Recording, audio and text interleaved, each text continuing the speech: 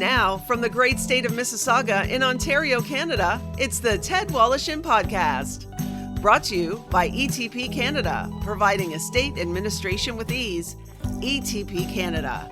And Tom's Place, for the finest in men's fashion. Tom's Place will suit you. And now, here's Ted. Well, thank you so much, Becky, and thank you all, one and all, for joining us for another edition of the Ted Wallachin Podcast. Glad you have taken the time to spend with us. You know, back in 2005, the Coalition for Music Education in Canada launched something called Music Monday. Today, it is one of the world's largest single events dedicated to raising awareness of the importance of music education. It's a coast-to-coast event and involves hundreds of thousands of students, educators, and music makers. This year, the event takes place Monday, May 6th. Joining me to discuss this phenomenal event is one of its spokespeople. He is a multi-award-winning singer-songwriter whose music has been recorded by such superstars as Rod Stewart, Bonnie Raitt, Cher, Chicago, Kenny Loggins, and more. Currently, he is touring with his wife, singer-songwriter Amy Skye, and their son, also a singer-songwriter and keyboardist, Ezra Jordan. This, now, is Marc Jordan. Man with no story, living on the edge of history, lying face up in the sand, brown body, can't see his dream light. Living in Marina Del Rey, man, you better get a job. Living in the sun and the sea, in Marina Del Rey. They come here from the clover to dream and drown and make money, drawn to the land of plenty. But baby, that's all over. Drinking Coca-Cola, writing the name in the sand. Oh, I smoke the shit, make me paranoid. I feel like a fish on dry land. Yes, I'm living in Marina. Hey, it's good to see you, Marc. It's been a while. Absolutely. Good to see you. We're going to talk about a couple of things because you're on tour right now, and but we want to talk about this phenomenal event that's coming up. And I want to talk, first of all, about the origin of the Coalition for Music Education in Canada and how you came to be one of its ambassadors. Well, I basically got a call from them, and I so anything, excuse me, anything to do with music, I'm willing to. I just think we're at such a profound time, in the culture, and I think the music is the thing that that glues people together and moves things forward in a lot of ways. Now, this event coming up, I mentioned Monday, May the 6th. It's not necessarily aimed at any particular demographic, is it? Not really. Young, old, not too old. And how so you and I qualify? How old were you when you first got into music in a sort of semi-serious way? Well, I mean, my dad was a singer, and and he was on. So I grew up hearing him on CBC and things like that. So I was surrounded by music, from cradle to right now. When did I get into it? I had a profound thing happen to me when I was in my early teens. I used to take piano lessons. I'm dyslexic, by the way. So reading music is very, very difficult, if not impossible for me, because the notes float around. So I nobody knew what dyslexia was in those days, really. Right. So I studied at the conservatory, and I had a trick with my teacher, where I would get him to play the piece that I was to learn for next week. I'd get him to play it the last thing in the lesson, and I'd remember it. I learned to remember it. So my ear got really, really good. Right. And I rushed home, and I would be able to pick it out again on the piano and learn it that way. But one week, there was this crappy band from the UK called Classical Gas. And they had Named a song, after the song. They had a song on the radio, which was the same, but they jazzed it up, but it was a classical piece. And so my teacher played that piece, and he wanted me to learn it for next week, but I heard it on the radio and I got confused. And I played him the Classical Gas version when I went to, and he realized that I had no idea. He realized I couldn't read. And he went, out. Yeah. And that was it. But I realized that I developed my ear. So I realized that I could use that to do my music. I could just I can relate to that in so many ways. I mean, not at your level, but when I was in high school, I played the trumpet, and like grade 9 and 10, I had these great marks because I could play pretty good. But came grade 11, where we had to do sight reading. Yeah. He'd hand me a sheet of paper during the test, and I'd look at it and go, well, I don't know what this means. I don't know what any of this means. Now, once we started playing it, and I figured out, okay, I know what this means. I know the difference between a half note and a quarter note. And I kind of caught on that way. But I'm thinking, you've written thousands and thousands of songs for some of the greatest talents in the world. And how do you sit down and write a song when you're dealing with dyslexia? Well, I don't, because I just, thank God we have tape recorders, right?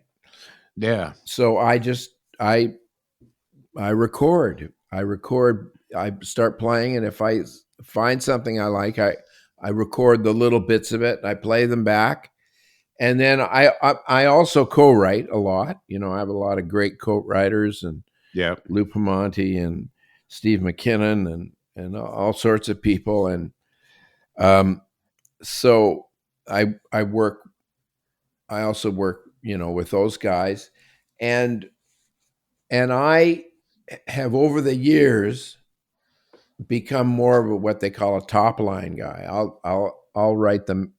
I'll find a track that I like, and I'll write the melody and the lyric. But another sort of epiphany was that I realized that melody is language. Mm-hmm. And when you have a melody, it's telling you what to say. You have to understand that language, but the melody and the words have to be saying the same thing. Otherwise, they're pulling in different directions. So does one give you a bigger high than the other? Is it writing the lyrics, or is it writing the music? Well, it's going to the cannabis store. It's really my secret weapon. But that'll explain a lot about this interview as we move forward. And a lot of my lyrics. On both sides. I like to, I like to say something in my lyrics. I'm not just writing to make rhymes. I have a point of view. I have usually when I get the music, it is pushing me in a certain direction. So I walk down that path, and I try to, interpret it the best way I can. let's go back to and because we're going to bounce all around here, but let's go back to the event on Monday, May the 6th. Yeah, each year they choose one specific tune that they want educators and musicians and students to share in. And this year it's a tune called "We Are One," which was written back in 2015 or 16 by a 16-year-old high school student named Connor Ross. What do you know about that story? Well, I don't know a lot about it. But it's a very interesting piece of music. That's for sure. You know, it's evolving. So on this day, I don't even know how uh, strong or popular music programs are in the educational system this day. I would imagine that they've been cut back They've like been everything cut else back has been cut incredibly. back. Yeah. Yeah, which is such a disappointment because everybody should be touched by music and get an opportunity to sing in a choir or play a trumpet or bang on a drum for at least a year or so during your life as you're growing up. Because once you do that, when you then sink into whatever career you're in and you're driving along in your car and you're listening to your iTunes, you listen to the radio, boy, that music means so much more to you because you understand at least a little bit of how it was put together and how instruments work together. What they've realized, Ted, and you know this, I'm sure, is that music is actually good for your brain. Yeah. You know, it is good for your intellect, and it also, you know, you're right about the cuts. They're merciless, and they basically gutted the whole system. But you know, you have to realize that. Well, I'll give you an example here. Back in the day, and you remember this, uh, there was a song called "For Dead in Ohio" written by Neil Young. Yeah. You remember that? Well, that was about the Kent State, the police that shot those kids on the campus. Yep.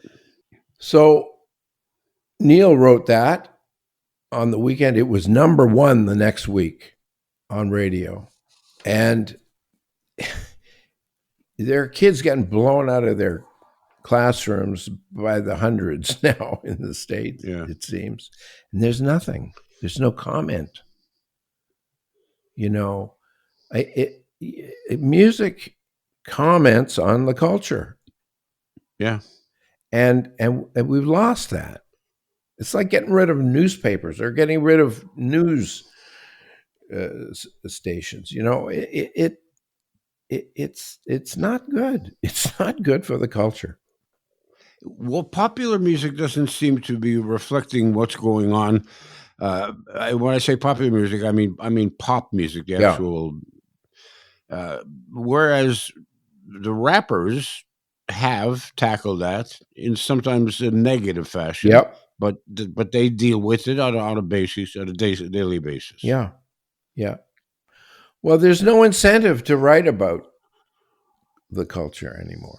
There's no and what it's become is this ultra sort of it is pop music without should I say cultural roots. Rap and hip hop are the exceptions, but the normal run of the mill pop stuff does not comment anymore because there's no incentive to do that because you don't reach. It's hard to reach that audience immediately. You know, it's protracted over time, and it loses its punch. I guess its power. Who were the lyricists that sort of grabbed your ear as you were developing as a musician and a songwriter? Well, I started listening to jazz, like I Yeah. the older stuff. I started listening to Billie Holiday and stuff like that, which was older music, came from the blues, I guess, originally. But then, it was Bob Dylan. When I heard Bob Dylan, that really was an epiphany for me. And I knew I wanted to do that. I wanted to be a songwriter when I heard Dylan. But you didn't think yourself in the back of your mind, I want to sing like Dylan. No. With all due respect to Bob Dylan. I did realize something. Bob Dylan was the first guy who wrote songs and sang them. Up to that point, there were songwriters and there were singers. Sure. So he put the two together, which was powerful. And you think you go back even earlier to the Great American Songbook and the Cole Porters. Yeah. People like that used to write music, and it would be like 5 or 6 different people would record the same song at the same time. I know. Like Sinatra would grab it, Sarah Vaughan would grab it, Tony Bennett would grab it, and everybody just put their little touch to it. Yeah. But my dad said an interesting thing to me when I was young, when I was just first starting out. He said, if you want to learn how to sing a lyric, get inside a lyric, listen to women. Listen to Sarah Vaughan. Listen to Billie Holiday. Listen to Ella Fitzgerald. Yeah. And you'll learn how to sing a lyric. Because women are attached somehow, it seems to me, to words in a deeper way sometimes than men. That's a good point. I think he was right. It has been said, though, that nobody sold a lyric like Sinatra. It's true. It's true. But your dad was right about women, and you got to listen to the women about a lot of things. Oh, my God. Tell me about it. We're gonna step aside very briefly.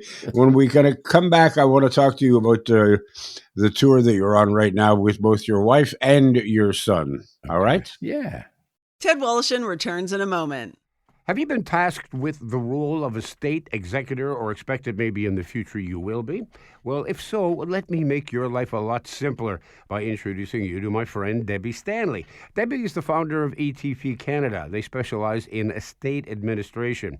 Their goal simply is to help Canadian executors understand their role and how to deal with the loved one's estate. Let's face it, there's no school for this, but ETP Canada offers services such as executor support, estate accounting, and they have a new online course called Executor Ready. It's an engaging video designed to make estate administration easier and affordable. And those are two comforting thoughts during a stressful time.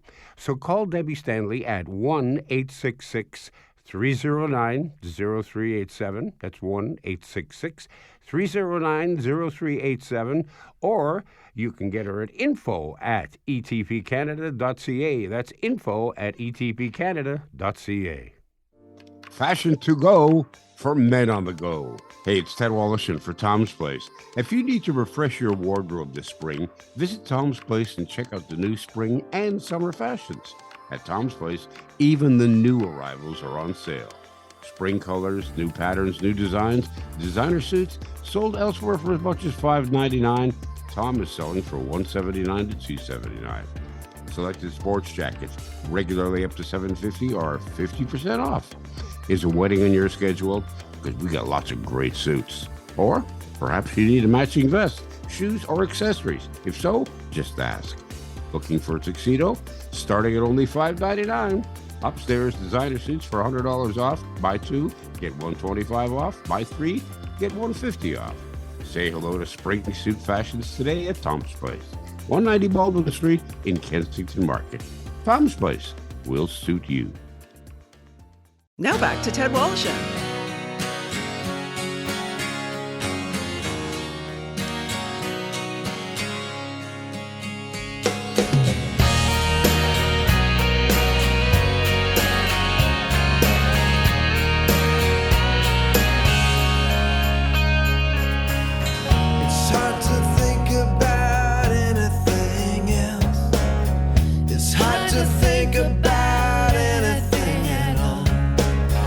stranger within. You tattooed your name on my skin. I never thought I was the kind to take this kind of thought. I never thought I'd go for somebody like you at all. I'm on a string, dangling around your finger.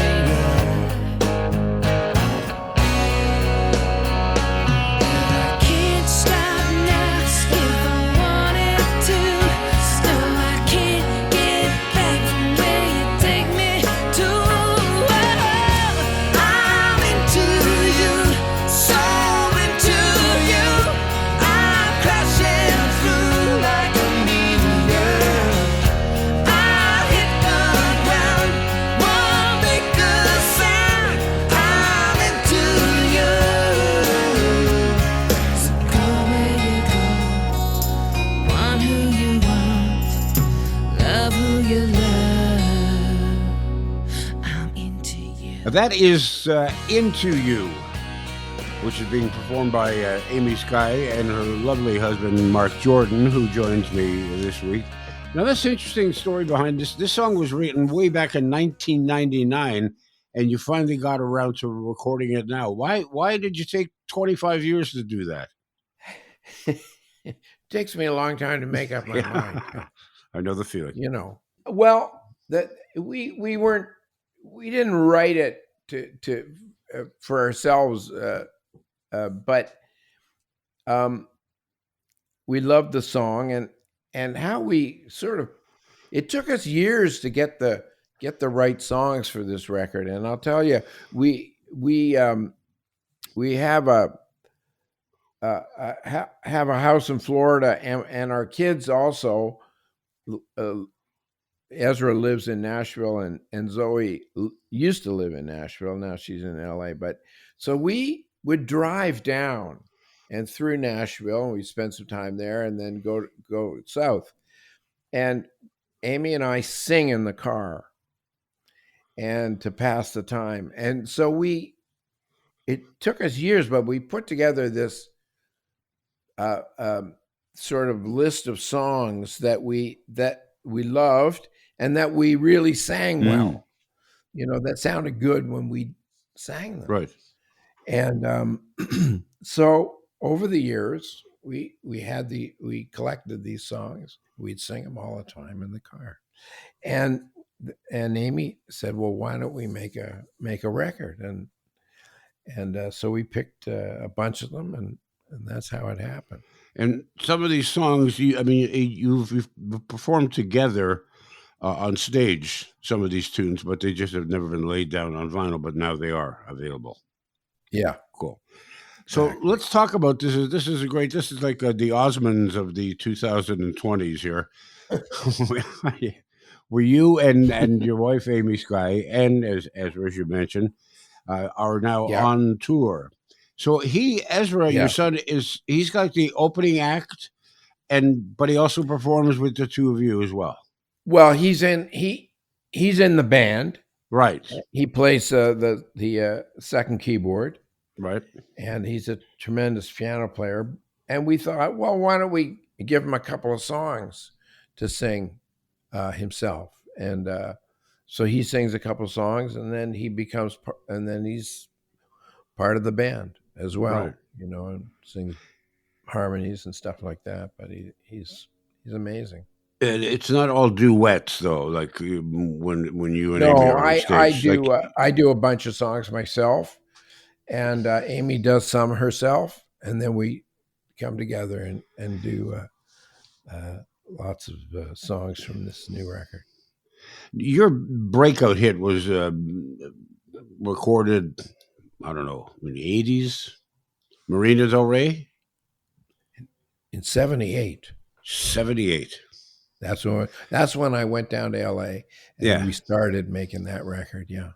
So I guess it did come out maybe the very end of 79. You told me a funny story years ago on the radio, how when it was released here, because there's a line in their song that says, "Smoke this shit made me paranoid." And when they went to release it in the States, they said, you can't use that word on the air. So you had to fly it into New York or to LA to record one line. Yeah. One word. One word. Smoke this, I think. Stick. What did I say? Smoke this stuff, I think? Stick, I think. The stick. Yeah. Yeah. One word. They flew me. Those were the days, Ted. Yes. Do you feel compelled? You should have just smoked the shit, and they wouldn't have had to fly you there. You could have flown yourself there. I've flown myself. Do you feel compelled to perform that whenever you're on stage? Yeah, people like it. People Yeah. want to hear it. So I'm happy to do it. People want to hear Rhythm of My Heart. Yeah. And, the stuff that everybody knows. Yeah. And then because most of the concert is maybe stuff they haven't heard. So yeah. So I do a few songs that everybody knows. Yeah, I think people kind of expect that and they want it because it's what connects you, right? Yes. Yeah. So during the course of this tour, would you be working on new material as well, or is it all just like how much of it develops as you're touring? Like, will you say, "Let's try this one tonight"? No. What we'll do is we go into rehearsals and we rehearse the whole band for a few days, 3 or 4 days, and get it to a point where it's good and nobody has to think about anything and it sounds damn good and then that's really the set for the concerts because it takes a long time to really arrange and arrangements are different on record than they are live. You have to change certain things. People may not notice it, but you do. You have to change things. So we get it sounding. We get the the song sounding great in rehearsal, and that's basically what we do every night. Right. No, I was thinking that working with your wife, whether it's writing or performing or a combination of both, which is your case, can be at times both inspiring and frustrating, I would imagine. Yeah. But we don't write a ton together, but over the years we've gotten some great songs and I a lot of times I'll be working on a song and I'll ask Amy, I'll get stuck on something or I'm saying something is awkward in the lyric and I'll sing it for her. And she's very good at coming up with, little alternate lines and things like that. So she helps me out sometimes and vice versa, I think.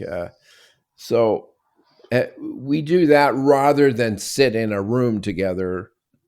Right. Like Lieber and Stoller and try to hammer out a song, it's more she'll fix something if I have a problem. Right. And now when you're performing and let's say you're having an off night. What?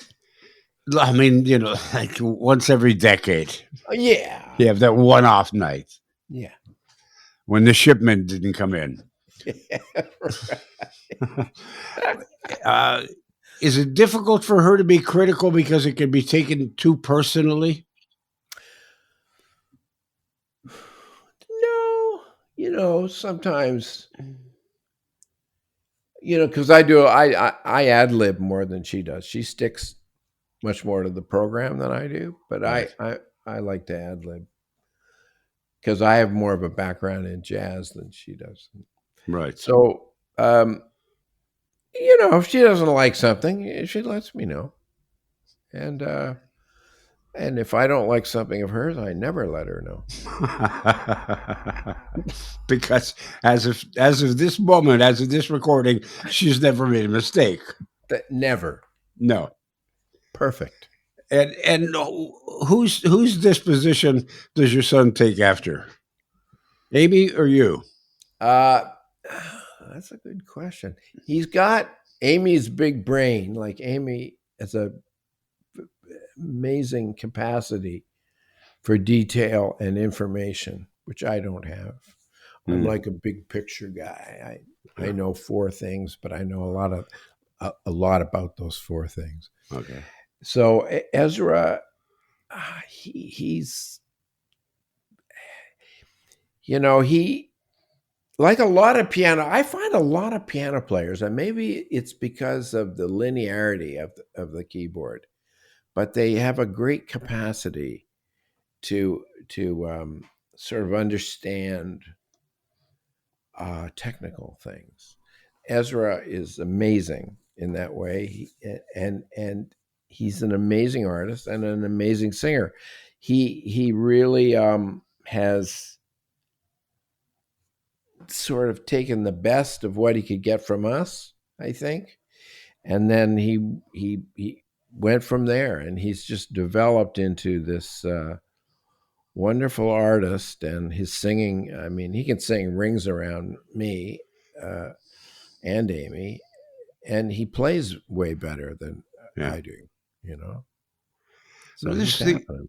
the industry has changed so much since when you entered the ring, as it were. Yeah.